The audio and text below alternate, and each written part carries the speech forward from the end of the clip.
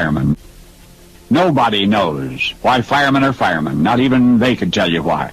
But it is time somebody try.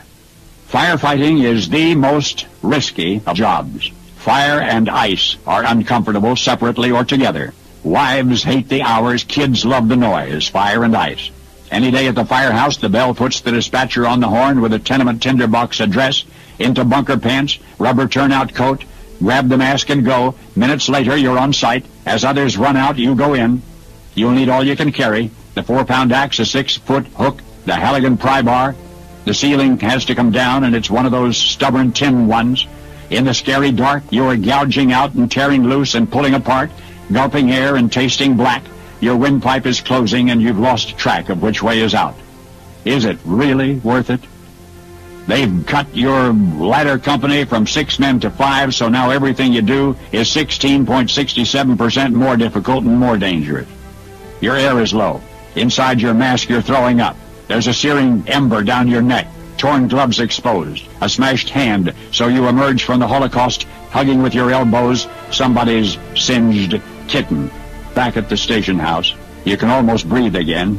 Next come the tedious hours as you gang up on grimy tools. The cleanup crew at the firehouse is you. When windows need washing and toilets need cleaning and floors need mopping and beds need making, you do it.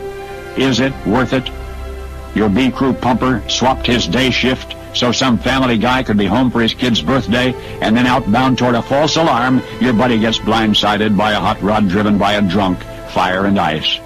The intercom barks again. This time it's a warehouse, a big, fat, multiple blaze, on-site engine men draped with icicles, dragging a 3/4 pre-connect froze hose, are waiting for your big line. Laddermen can't make the building without you. Search, rescue, ventilate. Eventually it's over and out. You're smoke-smudged and sleepless and wrung out. But this one you won. But the raging blaze that wanted to consume adjacent buildings did not, because you were there. Back at the firehouse before cleanup, you and the guys sit a spell, tired but they laughing, feeling good about one another. Nobody outside your world can ever know this feeling.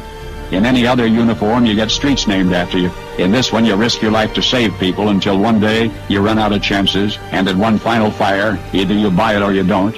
And yet there is no third way that you'd ever leave this job, and you're doubting even God knows why.